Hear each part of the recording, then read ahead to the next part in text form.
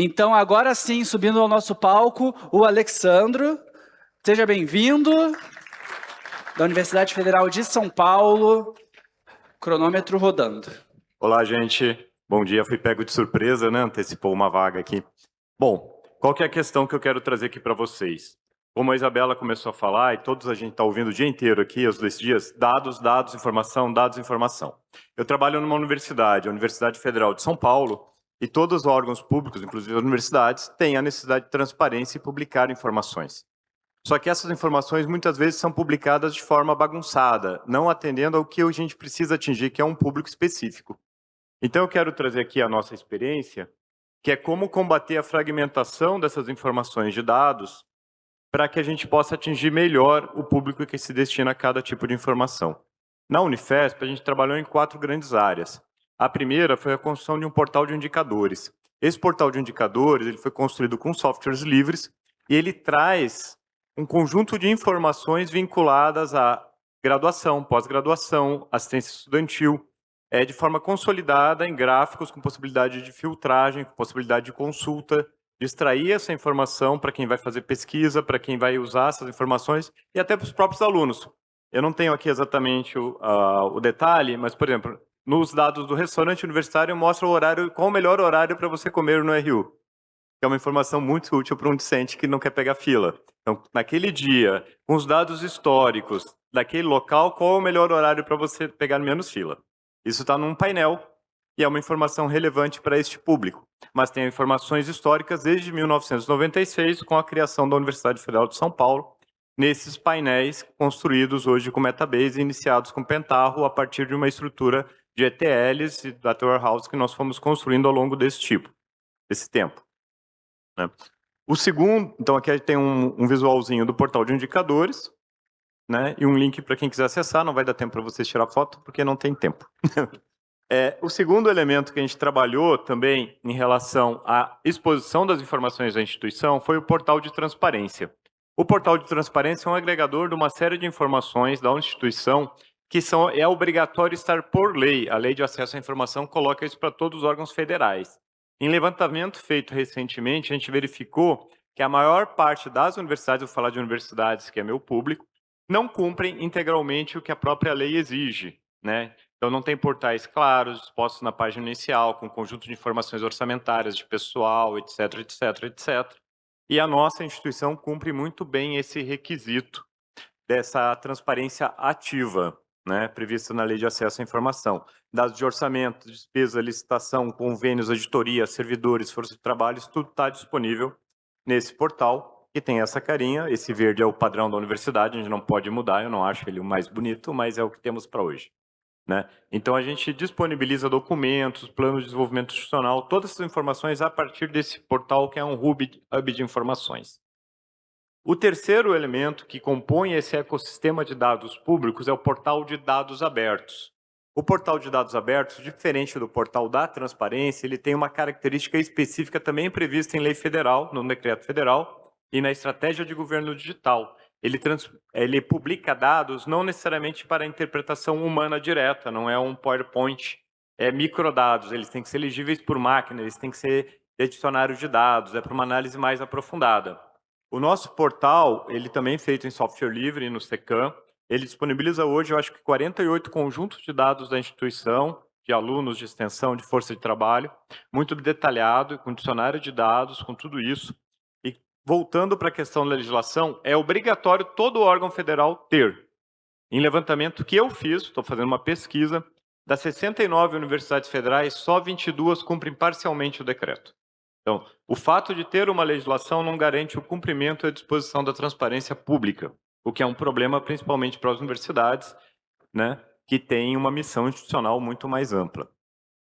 O último item desse ecossistema é o software chamado ProDemais, é um portal de produção acadêmica, que consome os dados dos currículos Lattes de todos os pesquisadores da pós-graduação e exibe esses dados de uma forma mais bonitinha que o Lattes, porque quem já teve que enfrentar o Lattes sabe que ele não é o mais legal para você ficar olhando para ele, certo? Então, a gente teve um desafio que foi transformar uma estrutura de dados que, consumida automaticamente, gera um painel, portal, focado no currículo do pesquisador, mas vinculado também à consolidação dentro dele do PPG e trazendo, além disso, uma série de painéis analíticos. Vamos, gente!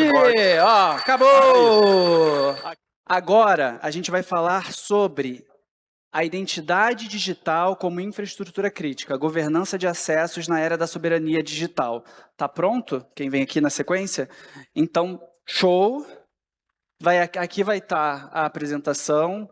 Se você puder, de tempos em tempos, dar uma olhadinha no relógio ali, só para ter certeza de que a gente não vai ter nenhuma questão. Sensacional. Vamos receber, então, o Bruno Ferreira.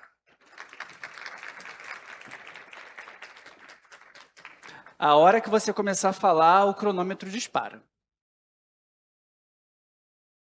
Bom, pessoal, modo agressivo on ligado, né? Vamos lá.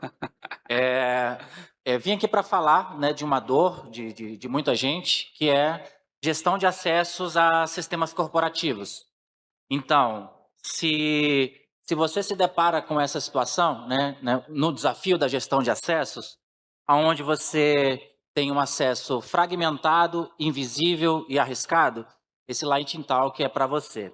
Então, a gente vê nas organizações, né, muitas das vezes, identidades fragmentadas, né, usuários espalhados por dezenas de aplicações, né, sem integração, falta de visibilidade, processos manuais no meio, né, até você chegou um usuário novo, você vai dar acesso para aquele usuário, às vezes você manda por e-mail, abre ticket não sei aonde. Então, assim, você tem pessoas no meio do processo, né, e várias formas de fazer aquilo, fica um pouco confuso.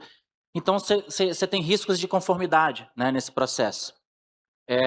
O alto custo de ineficiência, tá, e dos processos manuais, 3 frentes de perda que se acumulam, né, e são importantes serem olhadas.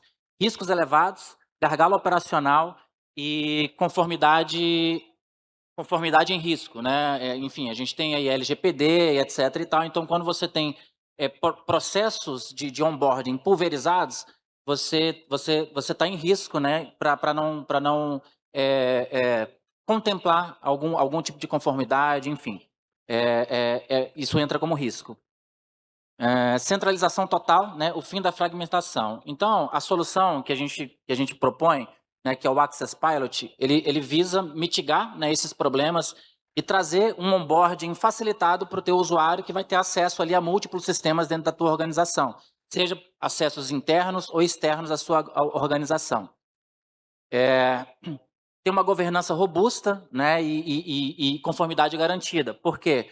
Né, controle RBAC, auditoria em tempo real, proteção proativa e compliance, né, com os regulamentos, né, institucionais e com LGPD e etc. Potencializando o Keycloak para nível Enterprise. O Keycloak é um provedor de identidade altamente conhecido e utilizado por bancos, organizações. Então, o casamento entre Keycloak e Access Pilot propicia uma experiência fenomenal para o onboard do usuário, né? Uma experiência desde da solicitação do acesso até aquele acesso estar garantido e aquele usuário está podendo acessar a aplicação ou N aplicações. Autenticação federada, né, universal, ou seja, aqui a gente está cobrindo o Auth 2, OpenID Connect, então autenticação com Azure ID, Okta, Auth 0, GovBR, enfim, todos esses provedores de identidade, né, são confiáveis. Por exemplo, se eu tenho um GovBR que já valida a identidade de um usuário, eu não preciso refazer ou fazer um GovBR, não. Eu posso usar o GovBR como um cara confiável para autenticar aquele usuário dentro do meu parque tecnológico. Conectividade ágil com seu ecossistema. Então, assim, apps e aplicações se conectam fácil a essa estrutura, né? Que a gente trabalha com os protocolos de mercado. Chatops, então o seu usuário pode pedir acesso por WhatsApp, ou por Slack, por Teams. Então, uma usabilidade bem facilitada. Segurança avançada, então, questões de segurança, MFA, biometria, isso aqui eu vou pular porque é padrão, então, questões de segurança já nascem, premissa, a gente está falando de acessos, gestão de acesso, então, tem que estar com uma premissa de segurança envolvida no processo, então, MFA integrado, biometria, né?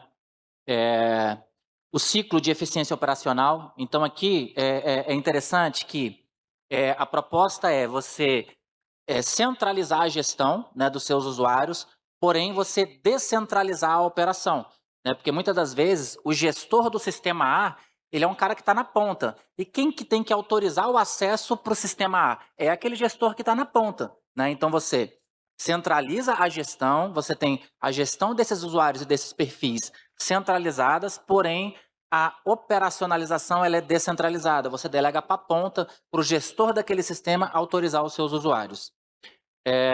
30 segundos. E aqui é um impacto mensurável, né, no negócio, 70% de redução no tempo. Por quê? Porque você não precisa que cada sistema trate esse tema, que cada sistema vá desenvolver seu próprio mecanismo de ACL. Você tem uma forma centralizada de resolver esse problema.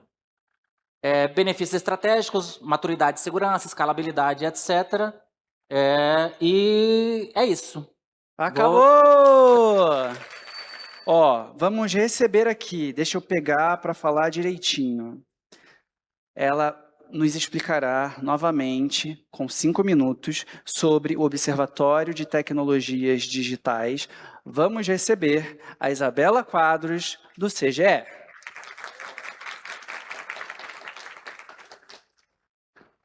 Ajeita aí o microfone e vai. Perfeito. Estou muito feliz com essa segunda chance.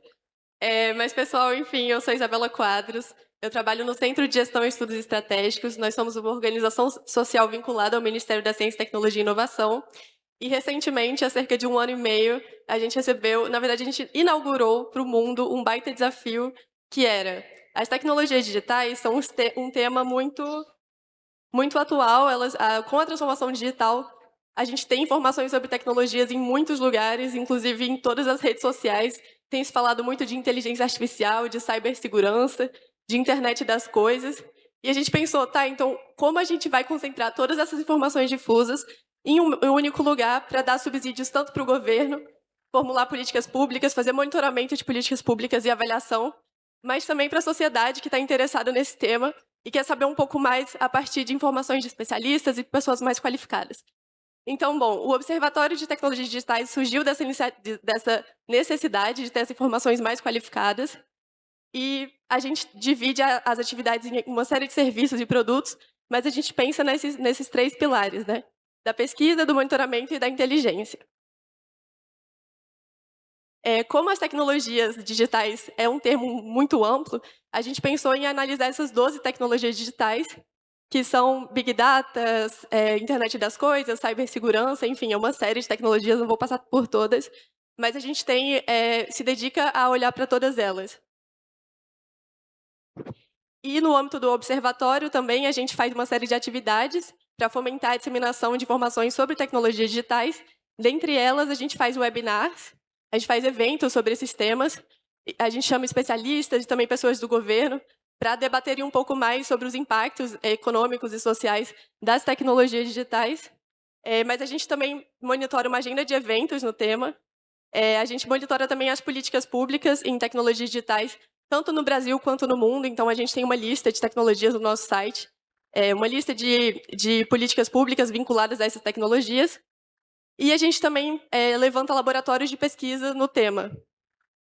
A gente também faz um clipping periódico de notícias que a gente dispara por e-mail, vinculados a esses temas, principalmente o que o governo tem feito, mas também o que tem sido feito no mundo, vinculados a esses temas. E aí agora eu trouxe um pouco para vocês darem uma olhada na página, né? Essa daqui é de notícias, então a gente lança semanalmente as notícias. Esse aqui é o painel de indicadores, que a gente pega indicadores tanto de fontes secundárias, mas também algumas fontes que a gente tem lá dentro do CGE, de base de dados, do Centro de Gestão e Estudos Estratégicos, onde esse site está armazenado.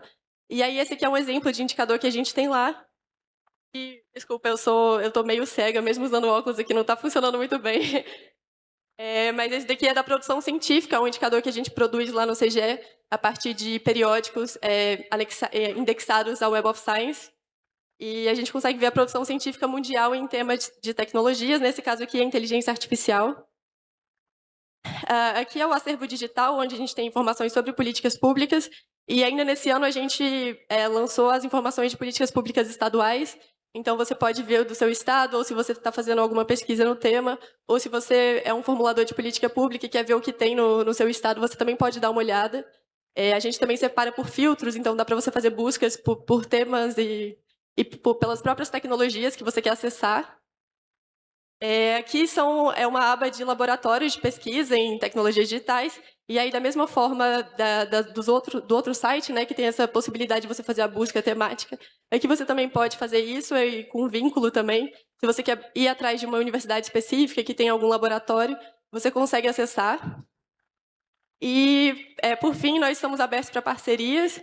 A gente está procurando pessoas e instituições para fazerem estudos com a gente nesses temas tão amplos das tecnologias. A gente tem olhado muito para a IA, porque é o interesse do governo, é o interesse da sociedade. Está todo mundo preocupado se vai ter emprego, mas também está todo mundo animado, né, com o que essa tecnologia pode te dar no dia a dia. Mas a gente também gostaria de fazer estudos sobre semicondutores, sobre a internet das coisas, sobre outras tecnologias que a gente monitora. Então, sintam-se convidados a falar com a gente aqui depois. E eu acho que é isso. Esse é o nosso site. Sintam-se à vontade para abrir o QR Code aí, dar uma pesquisada. A gente se encontra aqui em Brasília, Distrito Federal, mas a gente também faz parcerias online. Então, podem mandar um e-mail para a gente, mandar um alô, otd@cge.org.br. Obrigada. Obrigado, Isabela. Arrasou. Parabéns. Ela mencionou inteligência artificial e o próximo também trata desse assunto. Será o toque Como transformar décadas de pesquisa linguística em infraestrutura para a IA brasileira. Então, vamos receber no palco a Raquel Freitag. Falei certo? Boa. Oi, bom dia. Bom dia. Sou linguista e eu tenho uma turma bem grande de linguistas, tá? E a gente lida com língua para processamento de linguagem natural. Então, o PEBIA tem metas bem ambiciosas, né? Uma delas é usar o IA para transcrever consultas de teleatendimento do SUS, colocar IA no INSS. Mas vejam, mesmo a tecnologia que a gente tem hoje, nem na escrita já dá problema. Isso aqui é o WhatsApp de uma farmácia e nem as tecnologias de hoje nem para isso estão boas. Imaginem quando a gente joga isso para fala, que é ainda mais subrepresentadas. A gente tem grandes problemas quando a gente lida com fala, porque se tem um mito que o Brasil só se fala português e só se fala um único português. Então, o Brasil é um país que tem mais de 250 línguas. Nessas 250 línguas, nós temos variedades dialetais, temos variedades sociais, geracionais, regionais. E se a gente quer uma IA para o bem de todos, esse todos não pode ser restritos a pessoas do Sudeste ou a modalidade escrita formal tradicional. Então, nós já temos evidência dos vieses algorítmicos, eles estão por aí, e a gente tem como mitigar eles. Então, existe o pessoal que trabalha com tecnologia diz que, não tem problema, a gente pega mais dados. E tem muita gente por aí fazendo seus próprios conjuntos de dados para treinar IA. Mas vai dar mais do mesmo, porque vai fazer amostra por voluntariedade na internet, vai pegar aquela bolha, não vai incluir o usuário do SUS, não vai incluir o usuário do INSS, não vai trabalhar com a diversidade. Por outro lado, eu e meu grupo de linguistas, nós trabalhamos há mais de 50 anos com documentação sociolinguística no Brasil. Nós temos experiência, nós temos dados e a gente vai atrás desse grupo subrepresentado nas amostras tradicionais disponíveis hoje, né? Então, a gente tem um ativo estratégico muito grande para a eficiência dos ambiciosos planos do PEBIA. Nós temos uma capilaridade de coleta de dados no Brasil todo. Isso é uma articulação de laboratórios e instituições de ensino e tecnologia, que é chancelada pela Associação Nacional de Pós-Graduação em Letras e Linguística, GT de Sociolinguística, a gente forma uma rede nacional de pesquisa, com a curadoria científica da Associação Brasileira de Linguística.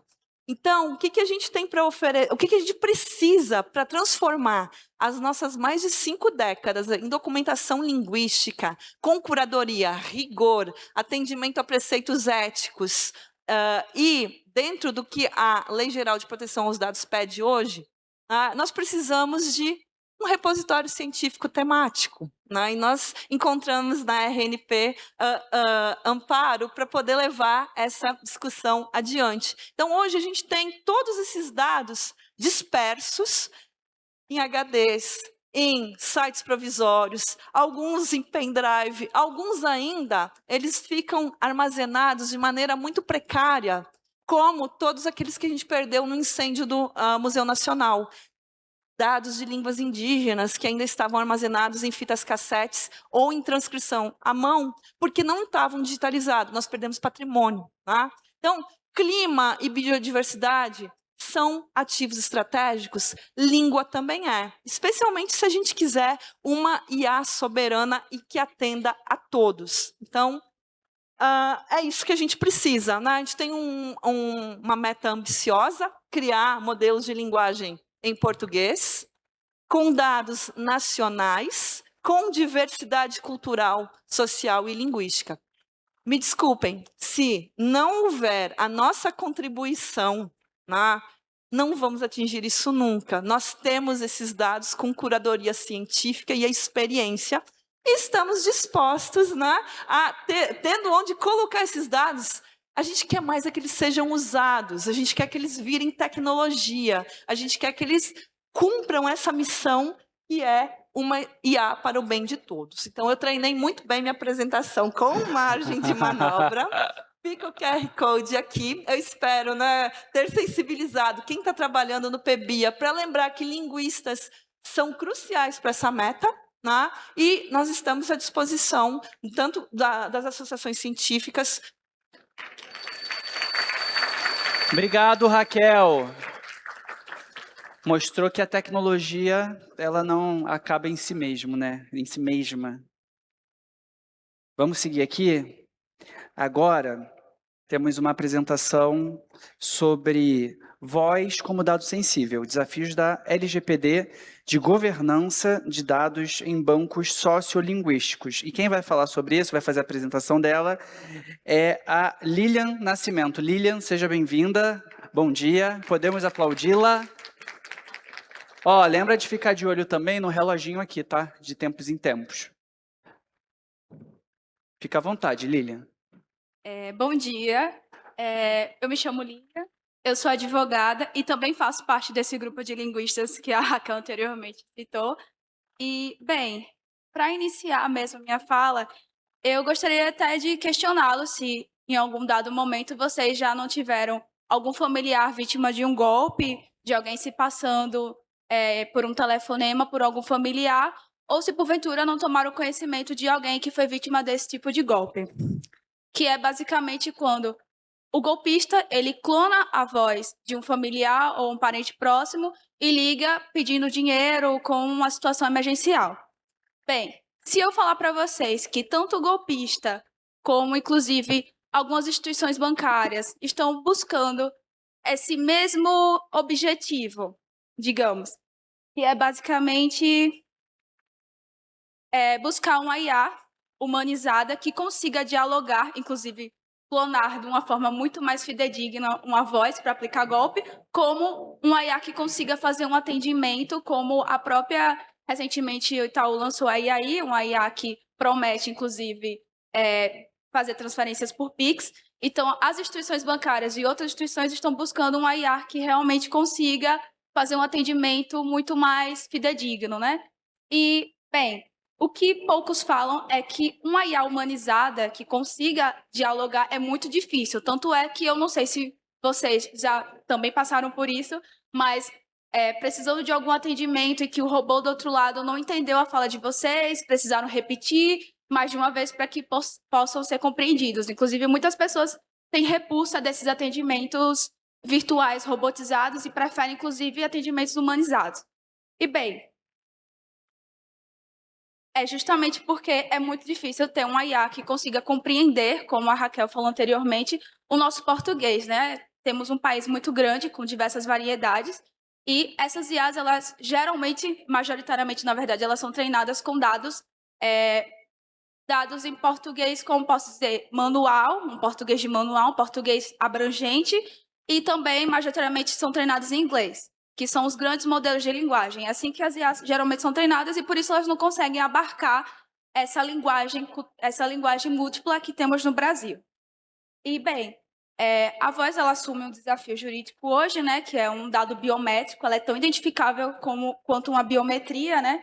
E a gente, inclusive, no nosso laboratório, a gente tem a nossa chamada entrevista sociolinguística, que são acervos linguísticos em que a gente captura o vernáculo bruto e esse dado ele precisa ser basicamente espontâneo para que a gente consiga captar esse português para justamente montar esses acervos que a gente consiga treinar uma IA que consiga, porventura, fazer um atendimento humanizado, inclusive servir também para outras áreas.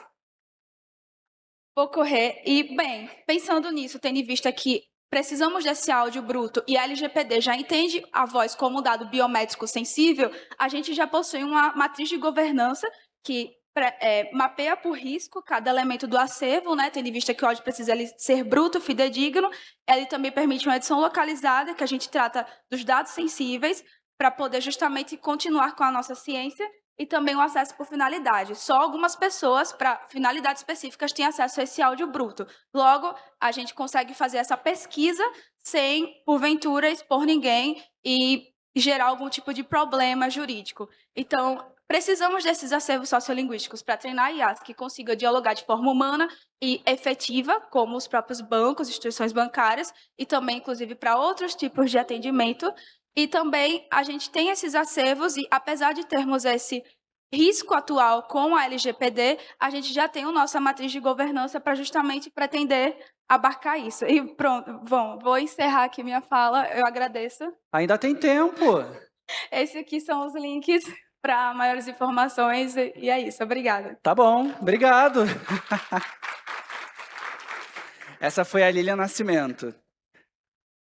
Seguindo aqui, agora a gente vai ouvir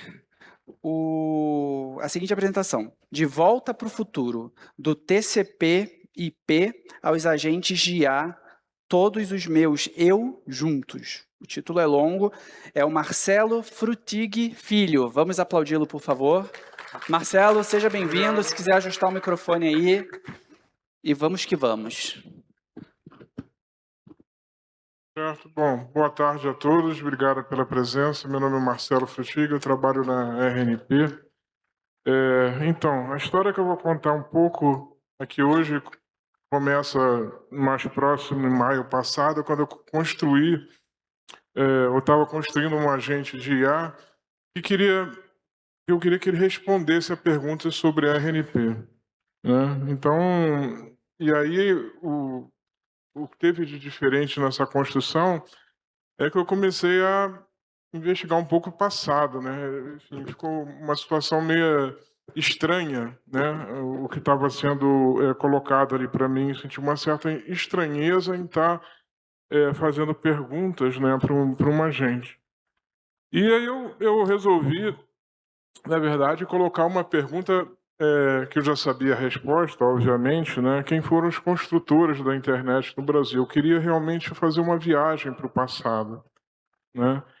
E aí, bom, o agente foi ao site RNP e devolveu uma lista de 40 nomes que, de certa forma, quem está aqui nessa sala conhece de alguma maneira, né? E, bom, é claro que eu estou nessa foto, né? Enfim, não foi nenhuma surpresa para mim. Não era esse o meu objetivo, né? Mas foi aí o meu começo da minha investigação de voltar nesse tempo, né? Que para mim estava meio perdido, né? E a estranheza só aumentava ao longo desse meu trabalho, né? E aí eu comecei então a tentar sistematizar um pouco, né, o que eu estava ali refletindo, né? Então eu percebi 4 grandes etapas na minha vida profissional. Aquela que a foto remetia, né, de 91, quando eu comecei meu envolvimento, minha relação com a RNP, enfim, conectando roteadores. Logo depois, em 94, eu resolvi ser empreendedor, abri uma das primeiras startups brasileiras de internet. E em 2006 eu dei um outro grande salto, fui fazer um MBA, voltei para a RNP, já trabalhando com gestão, com planejamento. E em 2021, no auge da pandemia, em casa, eu resolvi estudar filosofia antiga, né? Saí de uma formação de engenheiro, de um técnico, e fui fazer filosofia antiga, né? Então, isso tudo foi colocado para mim, né, como camadas que eu fui empilhando sobre mim, mas que de uma forma ou de outra elas não se reaproveitavam, né? Uma camada substituía a outra, que substituía a outra, né? Então esse foi o primeiro insight que eu tive usando a IA de forma mais intensa, foi a capacidade que ela começou a demonstrar para mim de juntar os meus eus, os diversos Marcelos, né? Então é isso que eu vou contar um pouquinho para vocês, o que foi mais espantoso, né? Então vamos lá comigo um pouquinho, mergulhar um pouquinho mais, né? 1 minuto e meio. Então, o que aconteceu, eu percebi, né, essa identidade única, né, que começou a ser construída, né,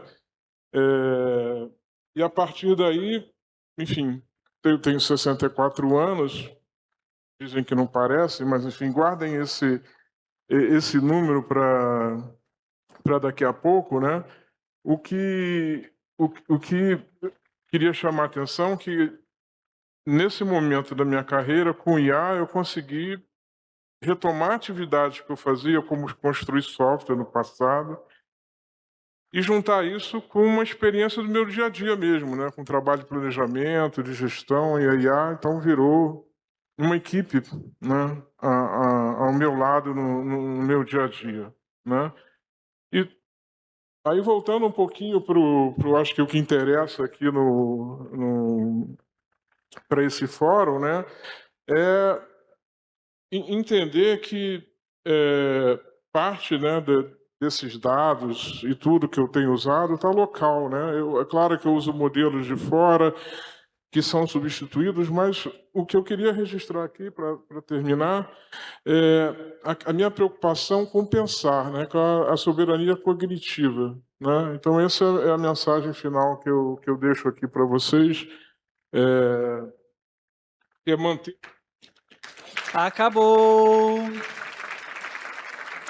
Tava interessante, mas a gente tem que cumprir os 5 minutos. Obrigado, Marcelo. Foi bom tê-lo aqui conosco. Seguindo na nossa programação, tá? Estamos quase no fim, quase indo para o almoço, mas agora a gente vai ter o tema IA generativa em chatbots institucionais, eficiência ou risco para os dados sensíveis. Então vamos receber, vem para cá, o Jean Caminha. Não é o Jean Caminha? É outra presença. Ah, vai trocar aqui, Jean. Vamos aplaudir o Jean, por favor. Tudo bem? Fica à vontade, ajusta aí o microfone, a equipe técnica vai colocar a apresentação certinha e aí vai começar a contar o tempo. Ó, dica, fica de olho ali e fica de olho aqui também. Aqui também vai aparecer o seu tempo. Muito boa tarde, pessoal. Eu sou Jean Caminha, mas eu estou aqui apresentando um trabalho de uma orientanda minha, a Letícia Emanuela. É o trabalho de conclusão de curso dela e a ponte dela o mestrado que ela está iniciando na Unicamp. Eu sou professor da Universidade Federal do Mato Grosso e a Letícia é aluna de Ciência da Computação e trabalhou num projeto que nós temos lá, que é um chatbot que a gente chama carinhosamente de Carlos, que na verdade é um campo de provas que nós temos aqui para testar várias teorias dos nossos alunos, mas o objetivo dele é criar um ambiente que os professores, a comunidade acadêmica possa interagir com as informações necessárias do curso de computação e da universidade também como um todo. Qual foi a preocupação da Letícia, né? A preocupação da Letícia no trabalho dela foi a proteção de dados pessoais. A gente usa chatbot, a gente usa LLM todos os dias, todas as horas, e é fantástico, é uma ferramenta que todo mundo gosta, todo mundo tira bastante proveito, e ela fica mais inteligente quando a gente consegue conectar com os nossos dados, com nossos sistemas, instituições. Existem duas maneiras de fazer hoje. Ou você faz através de um RAG, que você treina uma parte dela com esses seus dados, ou você faz através de MCP, que você conecta diretamente com os sistemas. Isso é maravilhoso, isso é legal, a gente consegue extrair muitos dados, mas qual é o drawback disso? Qual é o problema disso? E quando ele traz dados pessoais, quando ele traz dados que nós não podemos exibir àquele tipo de usuário, que vai causar algum problema, algum impacto aquilo ali. Esse é o estudo que nós estamos fazendo lá nesse momento. Então, as LLMs trabalham nesse sentido. Então, assim, você pega dados que já são treinados, né, do passado, que foi treinados, ou dados da sua instituição, e você traz isso para o seu usuário. O grande problema é que a gente pode trazer dados que a gente não quer exibir naquele momento por conta da LGPD, por exemplo. O que a gente pode ter de dados que não pode mostrar? Dados sensíveis, documentos internos, instruções de sistemas, base de conhecimento. Tudo isso a gente precisa controlar, precisa mostrar, precisa verificar se aquele usuário pode ver ou não aquela informação, quão útil vai ser aquela informação e proteger também os donos daquela informação. Quais são os principais problemas que acontecem com relação a esse tipo de ataque? Por exemplo, um dos ataques que pode acontecer é o prompt injection, ou seja, você sobe um documento, um PDF, por exemplo, né, e você coloca uma instrução, que é um ataque dentro daquela instrução.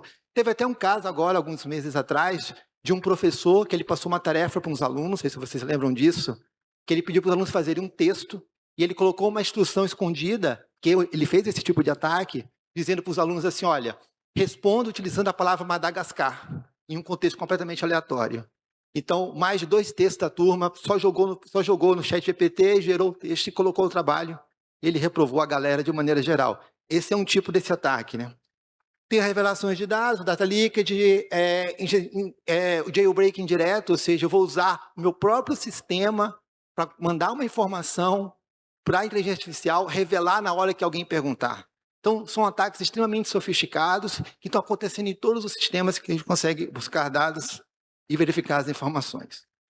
Essa aqui é uma interação que a gente testou no nosso chatbot Carlos. Então, na primeira interação que foi feita, perguntou sobre uma pessoa e a pessoa trouxe todos os dados dela, CPF, e-mail, todos os dados que são sensíveis com relação à LGPD. E depois que a gente começou a fazer os tratamentos em cima disso aí, começou a gente filtrar melhor esses dados. Existe um caminho ainda a fazer sobre isso, tem a questão de controle de acesso. Ok, esse aqui é uma interação pública. Então, assim, para publicamente não aparecer nenhum dado. A gente está melhorando no sentido de que, mas a secretária do curso pode ver umas informações interessantes, interagir com esse sistema. Então, o controle de acesso, o contexto do acesso à informação é muito importante. O que a gente pode fazer, né? Então, existem várias camadas, né? E aí é interessante a gente pensar assim, não é só a inteligência artificial que vai resolver, né? Alguns processos que são clássicos, que são mais estocásticos, né? Nesse sentido, que a gente vai colocar, por exemplo, filtros, tanto antes de colocar os dados dentro dos nossos sistemas, né? A gente conseguir fazer filtragens antes, durante e após as interações, registrar os acessos, tudo isso faz parte do nosso contexto de proteger essas informações. O que é mais importante a gente pensar? Que todo projeto de IA, que todo projeto, a gente tem que pensar no lado humano das coisas, da proteção dos dados pessoais, da proteção da nossa organização, testar esse acesso e deixar tudo bonitinho para todo mundo acessar. Obrigado pelas informações, parabéns, Letícia, pelo trabalho dela. Valeu, Jean. Um assunto importantíssimo.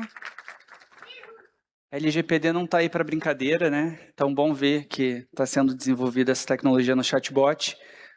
Na sequência, o tema é o seguinte: Python como linguagem de automação soberana.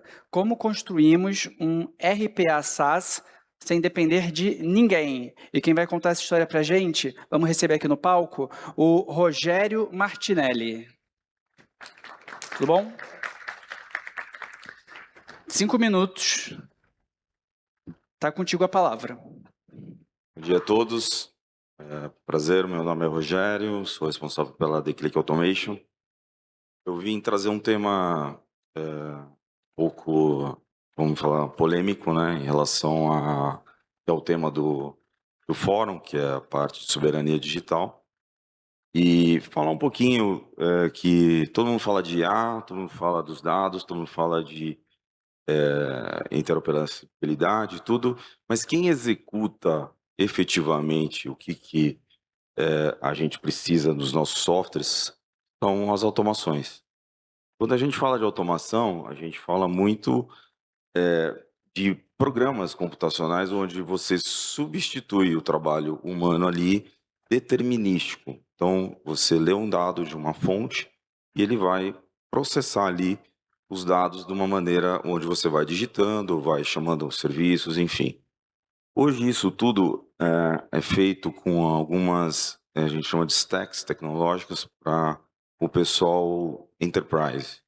Normalmente as stacks, elas são formadas por uns softwares estrangeiros, né? A gente tem alguns nacionais, mas a estrutura e a arquitetura ela é muito fechada, muito acoplada, que a gente fala. Então, basicamente, os robôs, que todo mundo fala de robô, né? Automação, tudo, mas você tem as automações determinísticas.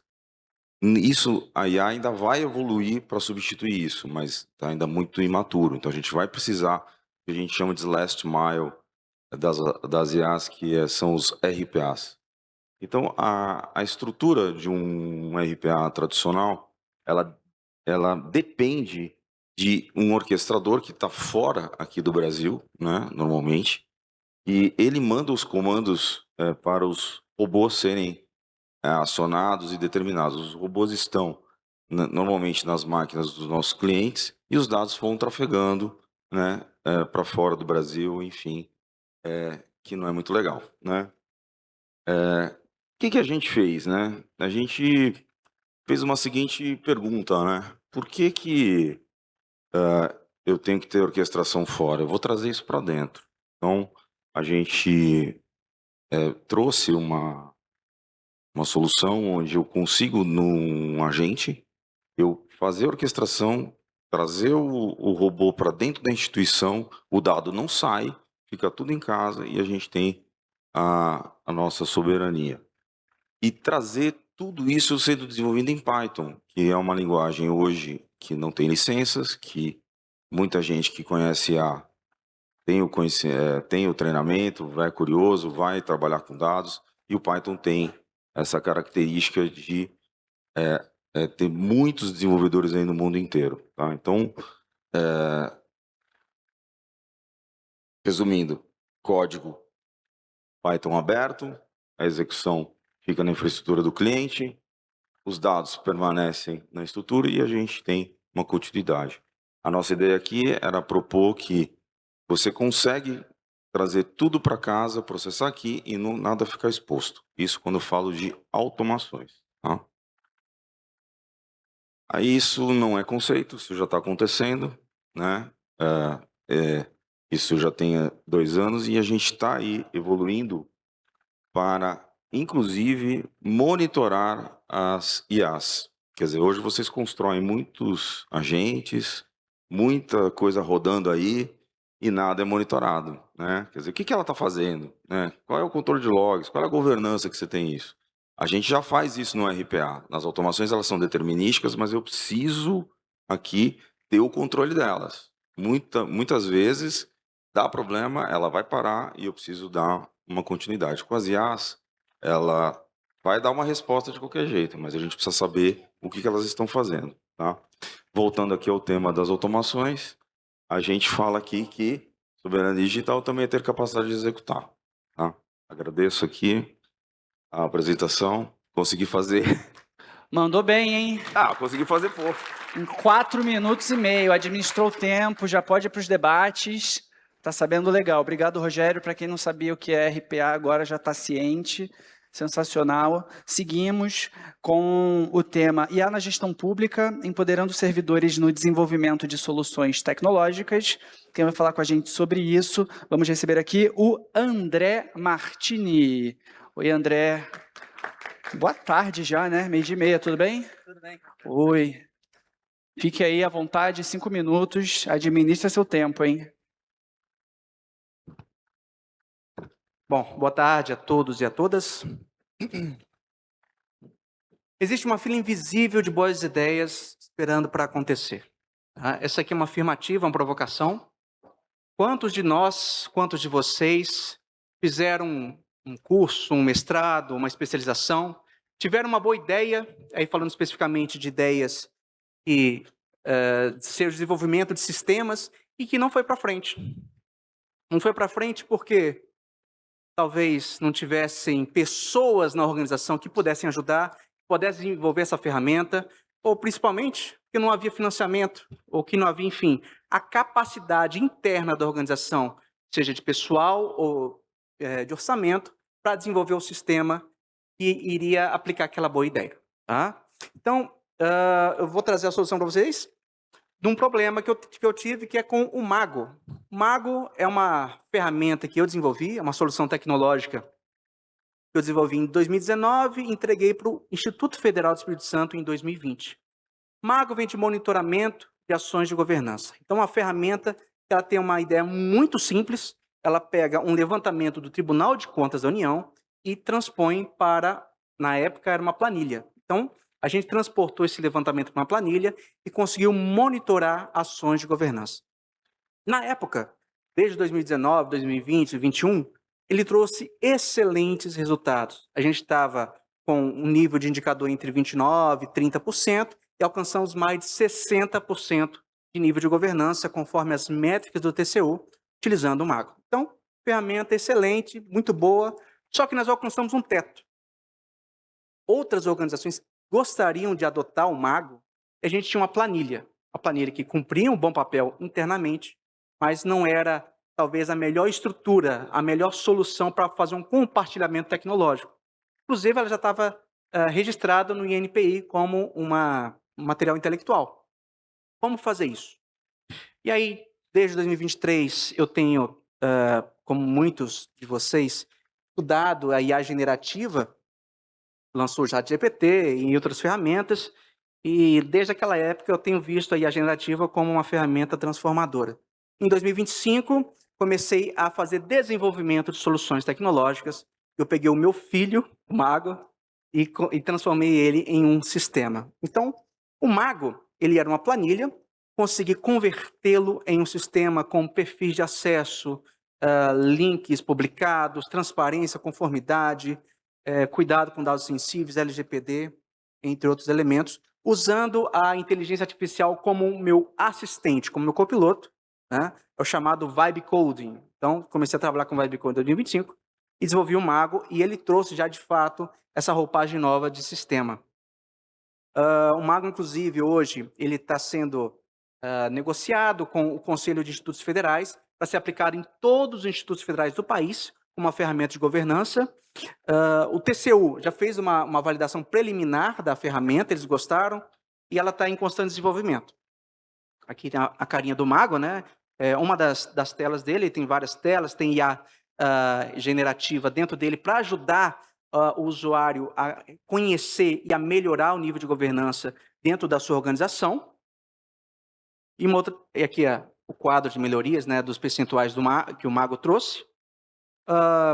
Uma outra ferramenta que é muito valiosa para a gente e que, apesar de estar sendo aplicada apenas em uma unidade no Instituto Federal, ela trouxe um ótimo resultado, que é o Atlas. Então, o Atlas também foi feito usando essa metodologia de IA como copiloto, que a gente tem um sistema que ele faz o levantamento dos comprovantes de assistência estudantil dos alunos, os alunos enviam pelo sistema, a gente recebe e faz o pagamento deles. Então, nós tínhamos aí um tempo de 20 a 30 dias para emitir a folha, hoje ela é emitida na hora. Então, finaliza o envio dos comprovantes, a gente já tem a folha de pagamento pronta, e isso, com certeza, é muito bom para eles, porque eles vão ter o pagamento muito mais rápido. A gente está falando de, principalmente, alunos carentes que precisam desse dinheiro com certa celeridade. Outras soluções foram desenvolvidas, estão sendo desenvolvidas. Não sei se tem algum técnico administrativo em educação aqui. A gente fez um assistente RSC para o técnico administrativo em educação, entre outras ferramentas sendo desenvolvidas. E aqui a ideia é falar com vocês que a gente já tem as ferramentas hoje para serem utilizadas e desenvolver soluções agora. Tá? Esse é o convite que eu faço para vocês. Obrigado. Obrigado, André. Parabéns pela sua apresentação, parabéns pelo Mago. É interessante porque a gente está vendo aqui alguns projetos que são feitos por uma pessoa ou por um pequeno time com um potencial gigantesco, né? A boa ideia No caso do André, ele falou de vibe code, então realmente tecnologia e agora IA trazendo essa possibilidade. Vamos para a nossa última apresentação ultra rápida, palestra ultra rápida. O tema vai ser o seguinte: quem lidera a IA? A soberania digital começa pela liderança. E quem vai falar disso é a... Cadê o nome? Renata Guedes. Oi, Renata. Boa tarde. Acerta aí a altura do microfone e vamos que vamos. Olá, boa tarde. Bom, eu quero começar com vocês com uma provocação muito simples. Como é que vocês tratam a inteligência artificial? Vocês usam ela como uma ferramenta, como um assistente, um especialista? Ou, sem perceber, vocês estão utilizando ela como uma autoridade? E um ponto importante que a gente precisa ver é que se eu trato a IA, como a gente viu na apresentação anterior, como um copiloto, eu continuo, né, no comando desse processo. Mas se eu já trato ela como piloto, quem está no comando das decisões? E isso, para mim, não é uma pergunta sobre o futuro da tecnologia, até porque minha área é desenvolvimento humano, mas é uma pergunta sobre liderança. Porque a gente está vendo algoritmos decidem, trazem interpretações, recomendam, interpretam, geram cenários, agentes já executam múltiplas tarefas, agentes já comandam agentes. Mas existe uma pergunta que continua sendo profundamente humana. Quem responde pelas consequências? E antes de seguir com essa conversa, eu queria trazer a minha apresentação, né? Porque eu sou Renata Marques, eu sou filha, eu sou mãe, e eu sou uma pessoa apaixonada por desenvolvimento humano e propósito. E talvez, justamente por trabalhar há tanto tempo com desenvolvimento humano, é que eu olho inteligência artificial e não consigo vê-la só como tecnologia. Eu vejo ela como algo que a gente precisa trabalhar, mas com uma nova mentalidade, com um novo olhar. E uma pergunta que a gente começa a se fazer é como é que a gente vai começar a dividir a nossa capacidade cognitiva com as máquinas? E isso faz a gente pensar. Porque antigamente o principal ponto era como está a inteligência artificial, né? Ela vai ser utilizada, como é que a gente usa para avançar? E isso agora não é mais como usar a IA, né? É como usar, decidir, governar. Pense que você precisa ter uma conversa difícil com o seu funcionário. Então, você vai estar lá, pede para ele trazer o roteiro, uma informação. Depois, você vai olhar que naquele cenário, a pessoa está passando por um cenário difícil, uma situação fora de contexto. Você está ali decidindo com a IA. Mas é governar, é na vida, é no dia a dia. Como é que você vai impactar aquela pessoa com o uso que a IA te trouxe? Então, é esse olhar, é essa sugestão que a gente precisa ter. Porque a IA ela vai ampliar a nossa capacidade cognitiva. Porém, ela não pode deixar de ampliar a nossa capacidade humana. Hoje, a gente tem um cérebro que nos auxilia com dados, sistemas, contexto. Mas como é que a gente vai trabalhar uma nova capacitação? E para vocês eu trago um experimento, né, que um grupo de estudantes, aproximadamente 1.000 estudantes, utilizaram a IA. E 48% tivesse um aumento de produtividade. E um outro grupo que não usou teve um aumento incremental. A gente olhar com olhar de liderança, vendo que 48% de performance é super interessante, ela ampliou a capacidade cognitiva. Mas esse mesmo grupo, sem a ferramenta, ele teve um desempenho 17% menor. E o que a gente precisa entender é que o grupo que usou, tinha um terceiro grupo de controle, que usou a IA para, como ali um oráculo, para estimular o pensamento, ele não teve perda cognitiva, ele teve um ganho. Então, a gente olhar como liderança, a gente não precisa estar ali, nossa, eu prefiro ter performance, ganhei mais tempo, ganhei maior produtividade. Mas a questão que a gente precisa olhar é o que a gente vai fazer com esse tempo? Como é que a gente vai trazer autonomia para as nossas equipes? O que as nossas equipes precisam trabalhar? E aí se gera uma nova lógica, né? Uma nova forma de capacitar pessoas, uma nova alfabetização de IA. E essa alfabetização, ela não está ligada a gerar prompts, ver tecnologias, até porque as tecnologias evoluem, os processos mudam, mas ela precisa desenvolver capacidade humana para trabalhar com máquina. E aí a gente tem 5 pontos, que é perguntar, verificar, discordar, identificar e decidir. E 30 neste segundos. ponto, a gente só precisa entender que a gente é uma tríade. Trabalhar com a decisão é humana, mas a análise amplifica a inteligência cognitiva dos nossos colaboradores, a inteligência emocional, como é que a gente vê o impacto disso na organização, e aqui o propósito, para que a gente está utilizando a IA? Por que a gente precisa? Porque soberania digital, ela significa usar a IA com consciência, usar esse processo com consciência. E isso ainda é uma decisão completamente humana. Boa, Renata!